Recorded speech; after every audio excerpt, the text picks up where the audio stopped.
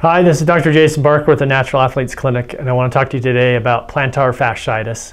So the plantar fascia is a very thin, fibrous band of tissue that runs all the way from your heel all the way to the ball of your foot, underneath of your foot. It acts like a spring, and in fact it's responsible for maintaining the shape of the arch in your foot. And because it does that, it bears most of our body weight. And then the fascia becomes inflamed when just the demands on that tissue outweigh the rest it's able to get. So it happens a lot in runners, happens a lot in people who stand up or walk around at work all day long.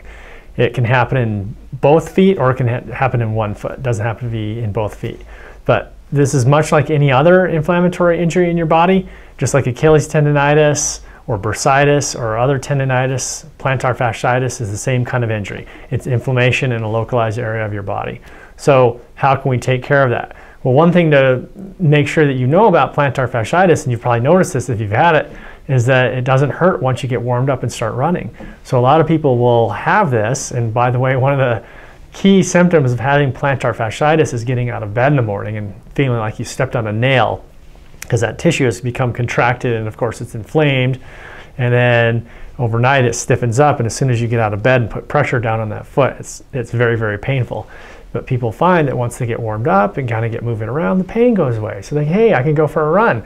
And so all these runners keep running on their inflamed plantar fascia, and that injury that was once an acute thing has now become chronic, and it's very hard to get rid of when it's chronic. It's not impossible, but it's very difficult to get rid of chronic inflammation in the body, because what starts as just an inflammatory process can turn into a degenerative process. So we talk about this in the tendons also. It starts out with tendonitis, and then it becomes tendinosis, which signifies that degenerative breakdown of that tissue. And that's a place we don't want to go, because it takes a lot to repair that, and it can kind of become, you know, no pun intended, an Achilles heel for the rest of your running career, because it'll always be a painful area in your body. So back to that plantar fasciitis, how do we take care of it? You know me, I like to tell people to just stop. As soon as you have pain, that's your body complaining. Now, right? Big difference between pain and discomfort. I'm not talking about discomfort.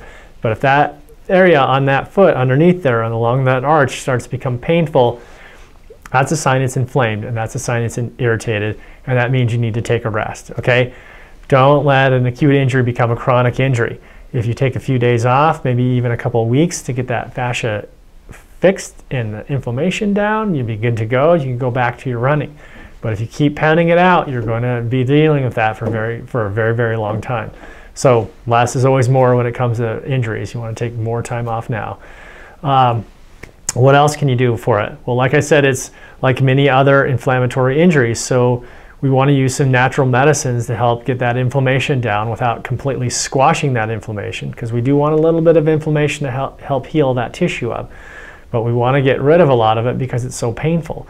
So we use two main natural medicines to keep inflammation down and to get tissues healed up in our body. And one class of that medication or natural medicine is proteolytic enzymes. So like I've said before, enzymes are very good at cleaning up messes in your body. So as that tissue is irritated and inflamed, some of it's damaged, some of it needs to be torn out and replaced, just kind of like a remodel if you think of it that way. Enzymes will help speed that process up in your body, and they also have a nice anti-inflammatory effect. And then straight up anti-inflammatory, we use a lot of different natural medicines. Things like boswellia, bromelain is another type of enzyme. Curcumin, you've heard of, derived from turmeric. That's a very, very powerful anti-inflammatory. Devil's claw is another good one. And ginger is another good one. We like to use multiple natural medicines to treat the inflammation in the body, because when I say inflammation, it's not just like, oh, it's just one thing. There are many different pathways and different ways that your body creates inflammation. And so kind of covering, you know, doing a blanket cover of them helps limit all those different inflammatory pathways. And so we can get that inflammation down so that tissue can start to heal, so you can get out of pain quicker, and then you can get back to running. Some people also like to use a little bit of ice in a frozen water bottle to roll that fascia, or roll that foot and the fascia along that frozen water bottle. That can give you some nice gentle pain relief. Of course, you don't want to nuke that tissue with that frozen water bottle. That's bad. Too much ice will further damage that tissue. So be very, very judicious in how you use ice on inflammatory spots on your body. But keep it rested, keep on the enzymes, keep on the natural anti-inflammatories, and you'll get over it really quickly. Heck of a lot better than trying to run through that injury and be a hero. Don't do that, please. Just rest and use some of these things that we talked about, and you'll be back running with no problem very soon. All right, thanks for watching. We'll talk to you guys later.